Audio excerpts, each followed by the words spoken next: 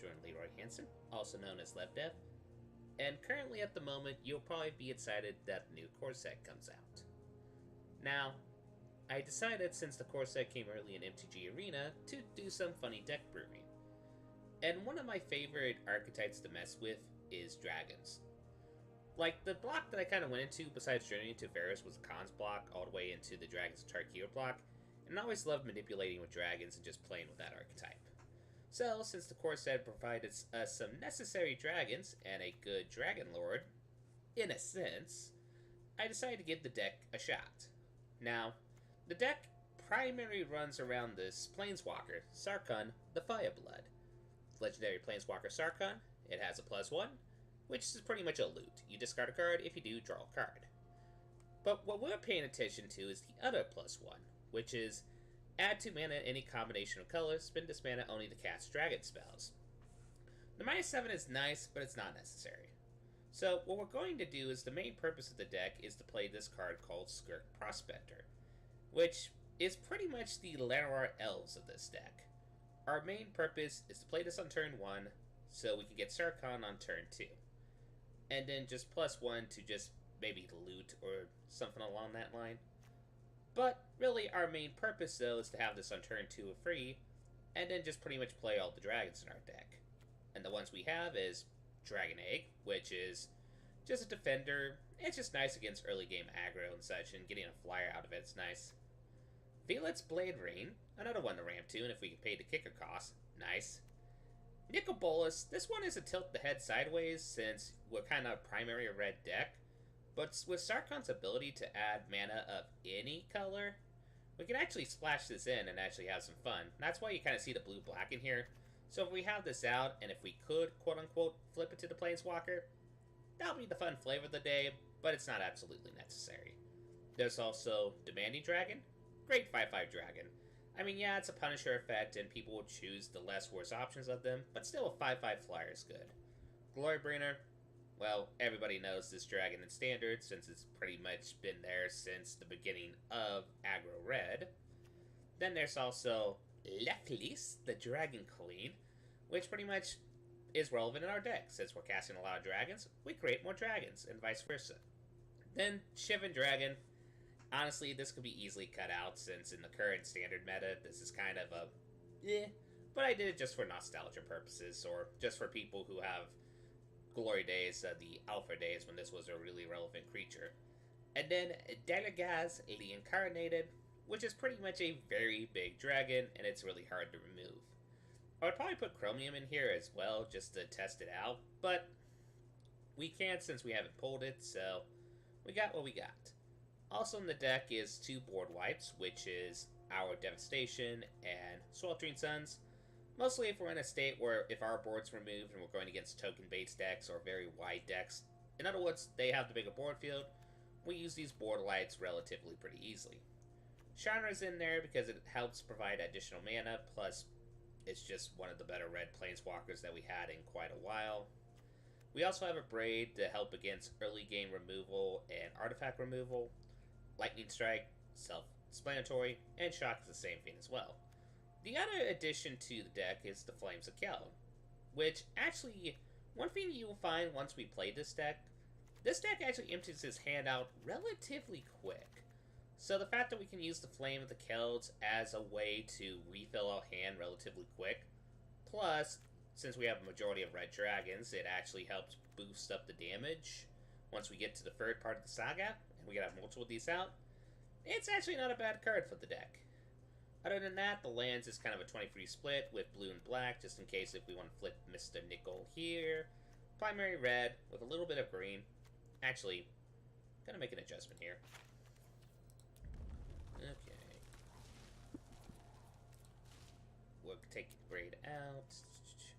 I'm actually going to add a mountain, because really, these splashes, the only reason why they're here is for that. We don't really need a splash for this, especially when we have Sarkhan, and also the other card that I forgot to mention, Dragon Horde, which, honestly, it's a self-explanatory for the deck. We're going to be casting a lot of dragons, we can use it as another card draw engine, and the fact that it can filter for any color can help us cast big stuff like this, or even flip, or cast off-color dragons, which there's only 2 of in the deck. Okay, now we did that minor adjustment. Let us play with some dragons. Shall we? Dragons? Ahoy!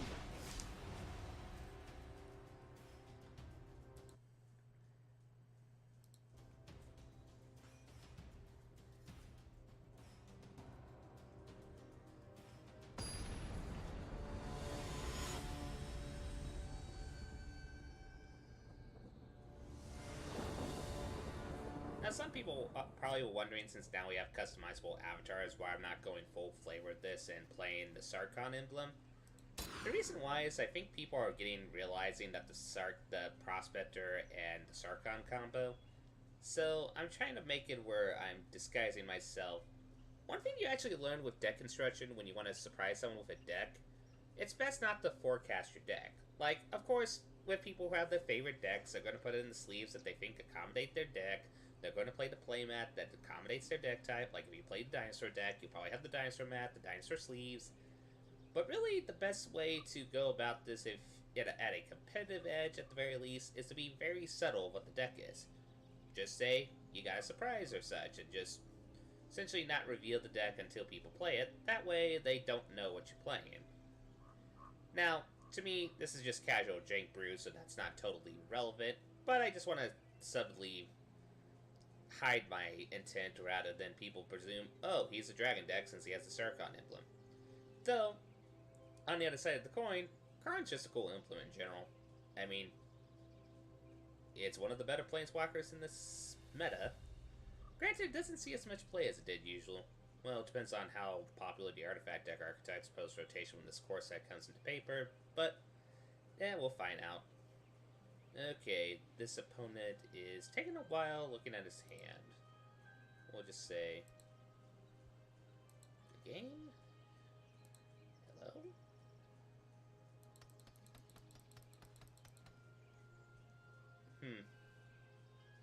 We might have our first kind of lagger kind of scenario. There's sometimes with people when they play this, they either have to go get a drink or something, or they try to delay the lag so that people concede. We're not going to give them that pleasure, though I'm probably going to have to cut this. So if you see a big jump cut in editing, well, now you know. Okay, so we're just going to presume he wants to keep his hand. Yet again, what kind of mulligan in that hand? That hand is not great. Okay, we'll keep. We gotta hope for a mountain on top. Yep, that's good. Okay.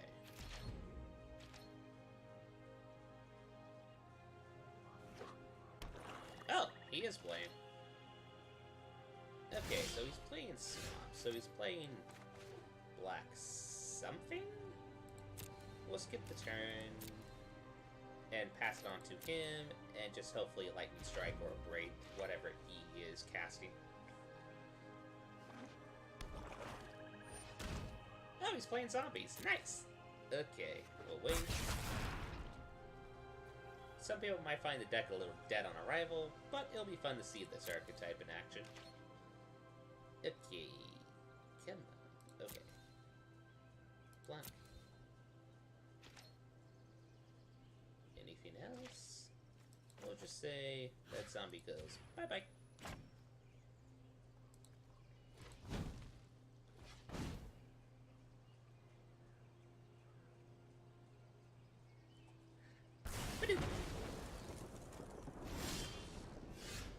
Okay. Yeah, we're probably going to... this is going to be a hard hand to keep. Well, at least we got one thing that's relevant. Obviously, dragons. And we still got the braid, just in case we need it. So, I'm guessing this guy is doing the zombie deck? Okay, good. I mean, I guess we'll just get this guy out. There's a possibility that if he's playing a mono black zombie control deck, that he's probably just going to murder this, or just Vraska's Contempt this. So we're just going to try to fish that out now. What do you got, opponent?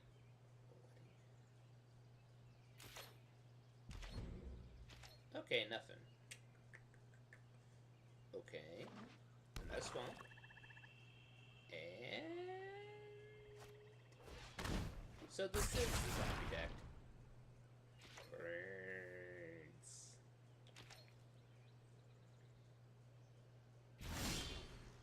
Okay. Well... we'll play the Skip Prospector. Because... why not?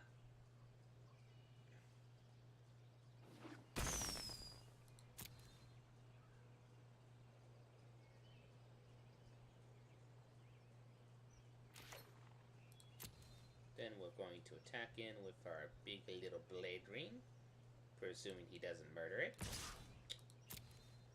Let's see, does he murder it? Nope. At least, not yet. Okay, we're gonna end the turn. I'm gonna see if I can try to get a land, because if we can get a land next turn, we can actually play Laughless, which would be kind of cool. So, let's see what he does. Or she does. Okay, sure. I mean, it does kind of kill our Laughless plans, which kind of stinks, but, hey. We already have the, at least, better board presence at the moment, so... They got just a little zombie, we got a dragon. Whenever not a zombie, just about gonna be control. Okay. Fair enough. It's nice to see someone looking at the Amonkhet zombies for potential inspiration.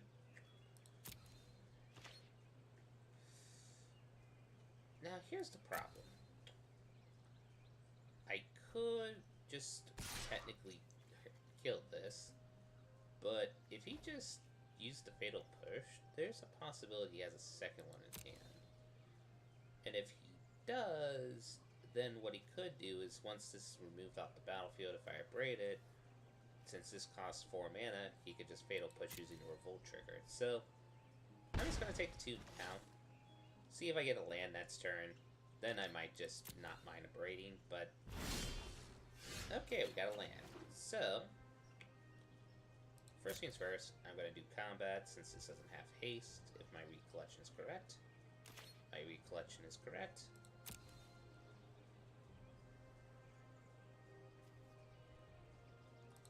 We attack with Mr. Hyde, the Blade of the Ween. Bada beam, bada boom.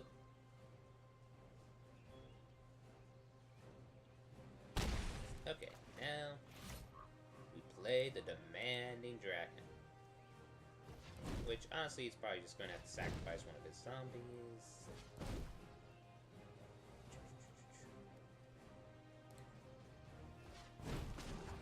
Buddy.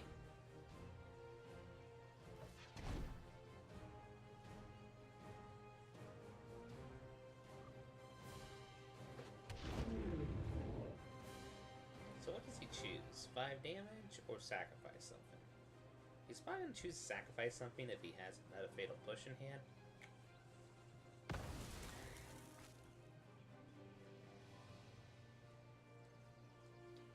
Okay, just was checking something real quick. And of course, he had that Fatal Push in hand. That's what I thought. One thing about this, I think it's just a bug. But it seems like all the cards have been kind of covered up and such. I think it's just relevant to when they think which is the opponent's active turn. But I think that's a glitch. I mean, I can understand if they had this. Actually, let's check the settings. Maybe something in graphics. Resolution. Audio level. I'm saying we can do this high. And... yeah. Okay. So...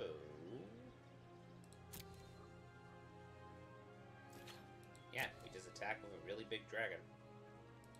Dragon ahoy!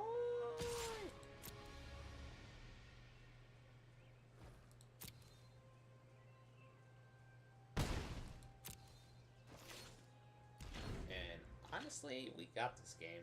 We can just swing with the dragon and then do a lightning strike. We can abrade any potentially threatening targets. So far, we're just pretty good.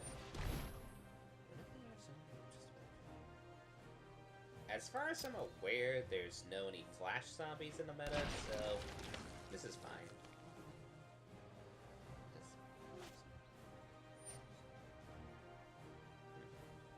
But still, just in case my brain is getting the better of me on that memory.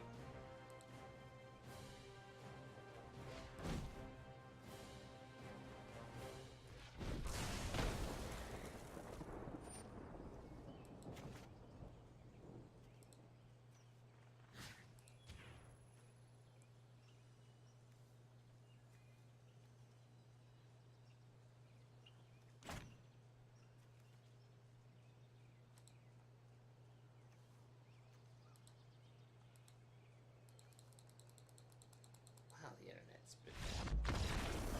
Oh, and he just scooped it up. Okay. So, that worked.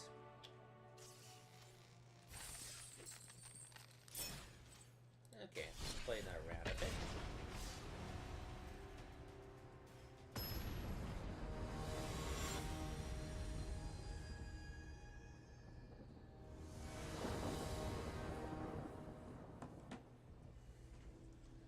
Okay, so we're going against someone with Jason Blum, so this should be interesting. Okay, so let's see here. We got that. We preferably wish we had a Skirt Prospector, but if we could just cast this on turn 3, it's fine, so we'll keep. We'll probably play the Unclaimed Territory on turn 3 once we have Sarkhan, so that we don't give the opponent understanding what our deck archetype is.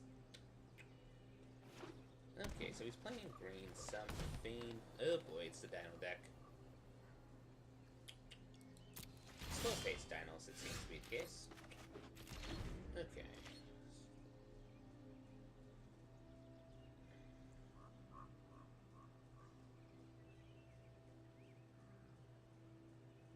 Question is, can we get Sarkhan out before they have a significant dino threat? That is a good question to consider. There is an argument, and I think it's a legitimate argument, that we might be, since we do have this Hour Devastation, that we might just potentially sandbag until they have enough dinosaur presence, then Hour Devastation, and then go on with our dragon plan. That's a thought. That's a thought I'll keep in my mind. Let's see.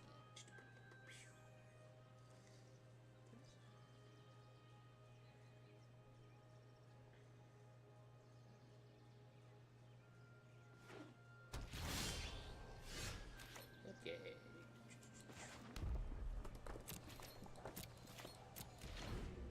So he has that. We're gonna let it lightning strike whatever he brings out. Potentially. Okay, so he has a Promptodon, so yeah, I think it's safe to say our Dragon Horde is not going to survive. Oh, whoops. I always forget you have to resolve this, even though it's technically the opponent doing this. Still, he is playing relatively really slow, so I think we can actually get away with this.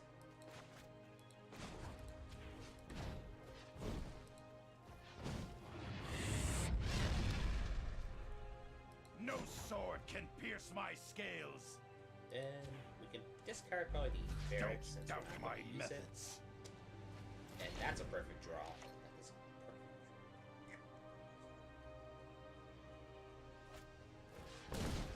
Jeez, he is trying to get to a really big dino.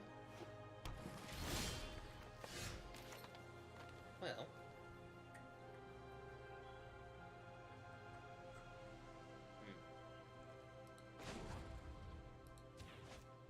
Come to me. Sure.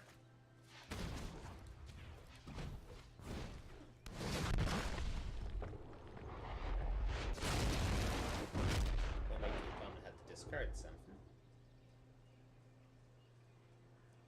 Just getting this flyer out early is just decent enough.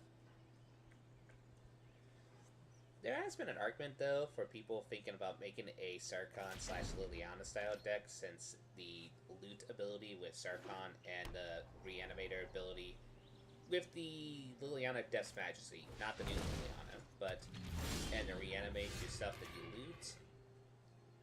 It's actually a good thought. It's something I'm definitely going to be considering. Okay, so we have 1, 2, 3, 4, 5, 6. So, not enough to pay the kicker cost for this just yet. However, and we don't have just enough to do this ability. What I think I'm going to do is...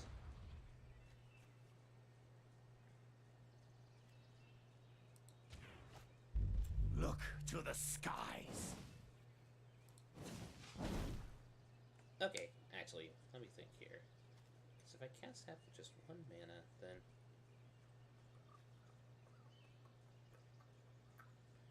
Nah, that wouldn't work. We'll just... And then we'll just cast this, and if he just wants to play his Flashing Prompt on right off the bat...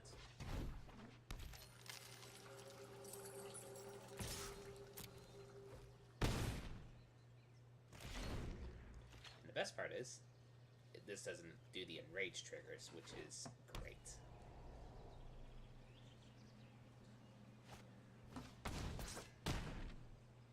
That does, though, and I forgot that's a card.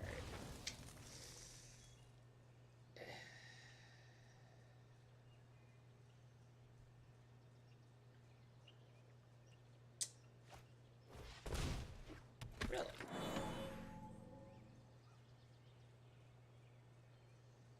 Okay.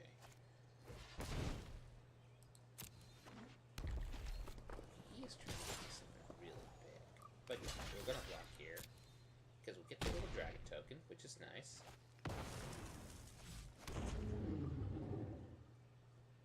And... yeah, we're just gonna draw a card. Since we can.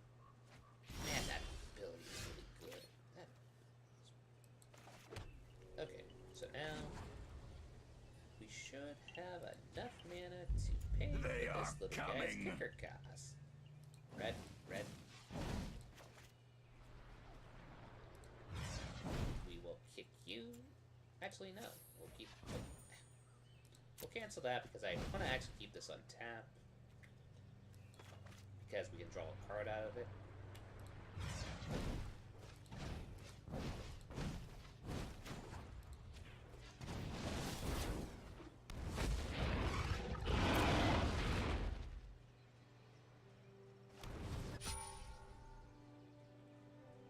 Man, that ability is such a good ability.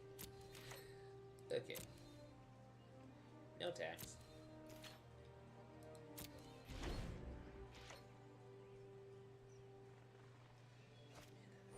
So yeah, he plays the Flashing Prompt down. The minute he tries to use the sack ability, we're just going to draw a card, because that's what I think he's going to do. In theory? Okay.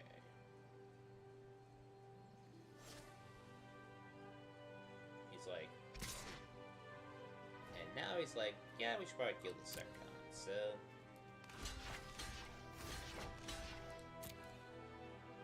I don't mind double blocking that. Maybe he has a boost spell? He has a boost spell. But I don't think he has a boost spell. He's gonna kill the bigger dragon of the bunch, which makes sense.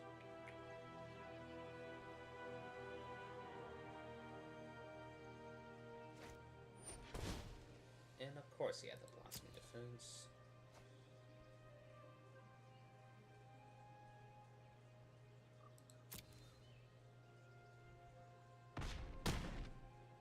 Okay.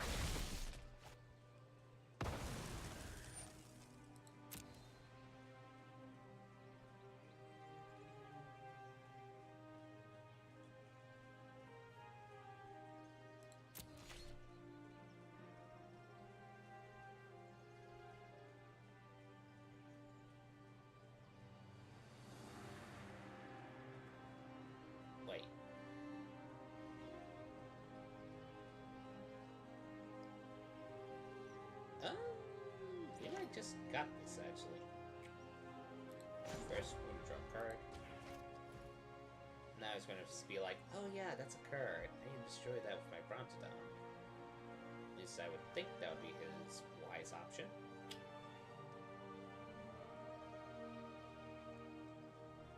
Draw a card. And just another Dragon Egg, which actually is great. Oh my gosh, this deck is silly. Okay. So, we do that. I think... yeah, we ultimate that. Because we already have now enough mana for dragons if we need more dragons.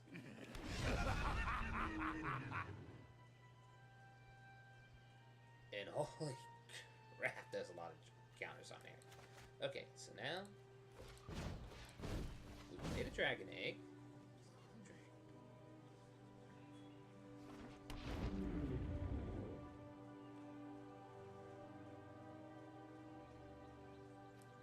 We'll Lightning Strike this.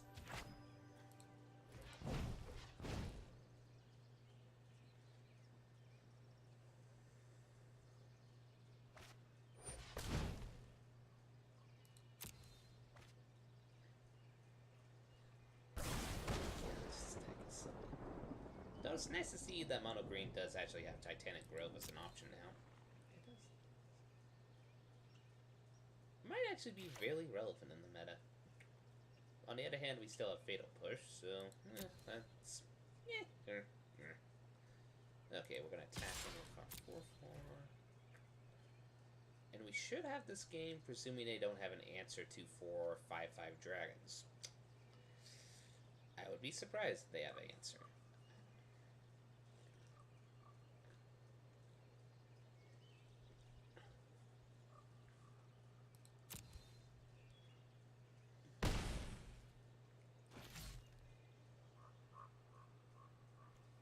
And honestly, yeah, we'll cast this, because we can just do this, this, start our hand,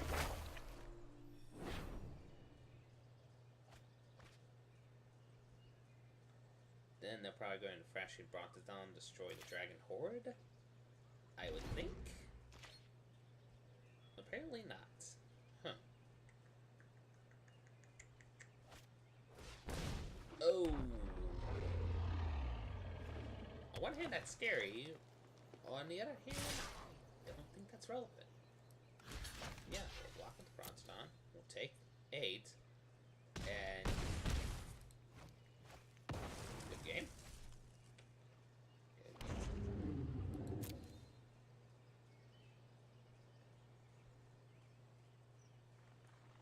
We'll decline to return to Bitcoin. And we'll draw 2 cards.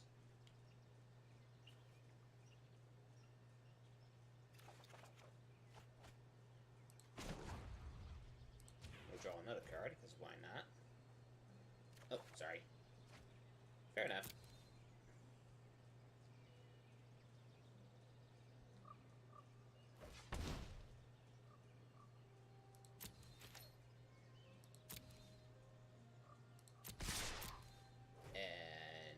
Good game, good sir. And nah, we're not gonna BM.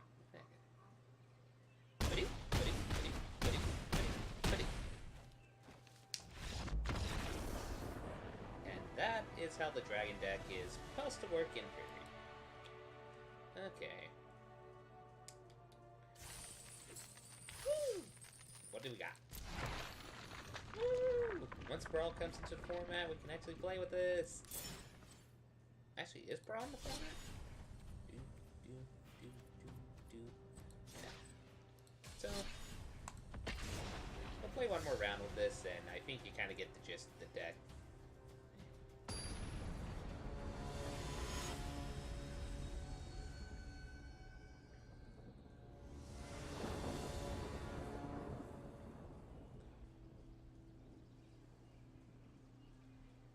Okay, he's gonna go first, which is not the end of the world, so...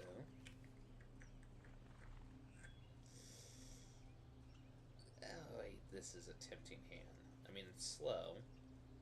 We don't really gotta play until turn 3. It really depends on how fast their deck is. That's a keep. It's not a fun keep, but it's a keep. It's not fun.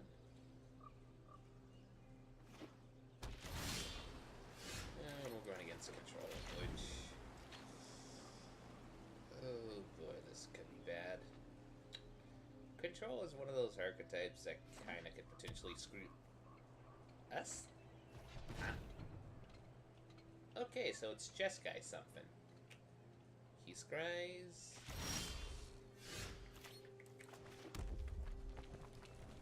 Okay, we don't do anything because we're curious what he's doing. Hopefully he casts something on turn 3 so he doesn't save up the counterspell. Okay, let's think here. He has 1 blue. He could censor us, which would be obnoxious. So I think what I'm going to do is save up the lightning bolt and see if this is a control deck or if this is more a gimmicky deck. Yeah, it's a gimmick deck. We will not mind lightning striking that.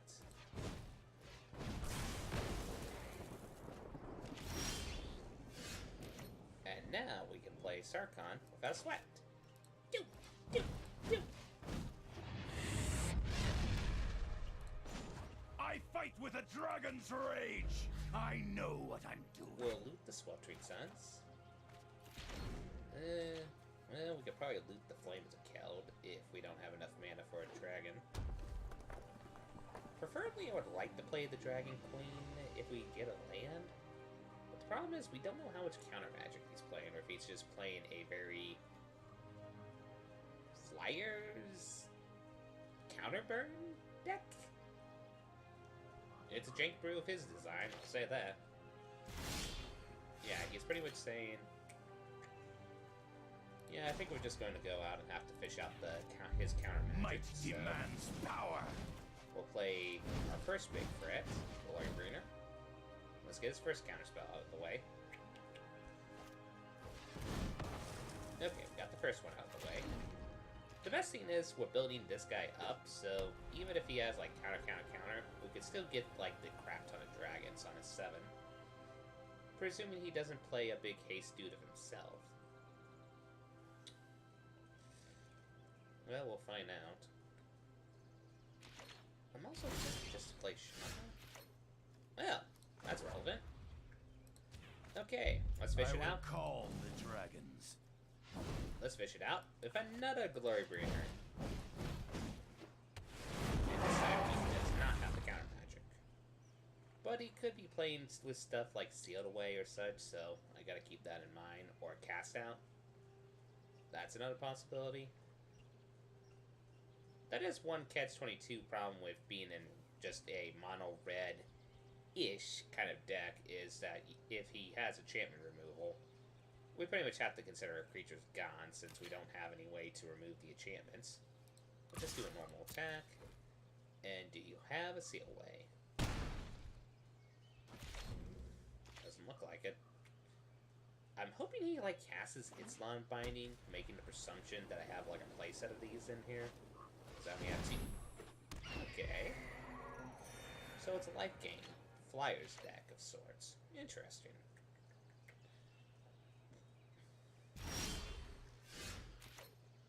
Okay. So...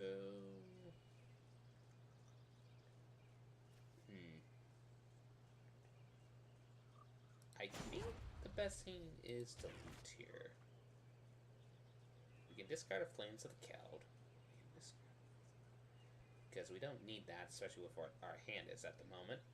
Since we don't want to discard Laughless, Furrats, etc., etc. Mostly just to get a land.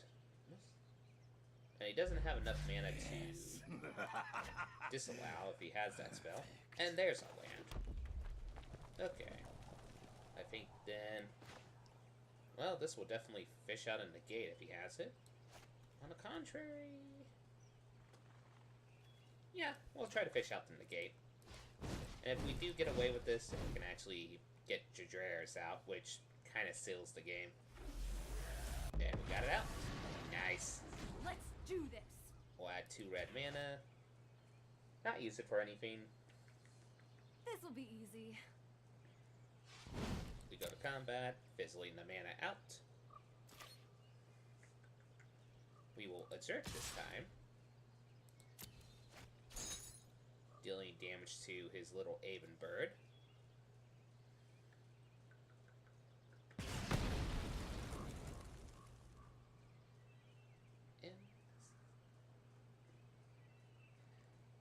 Okay, opponent, what do you got?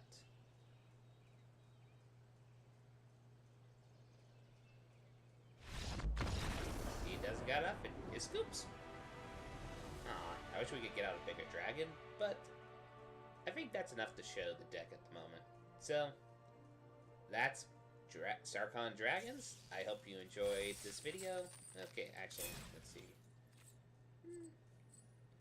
I hope you enjoy this video, and you all have a lovely night tonight. See you later. Bye-doo!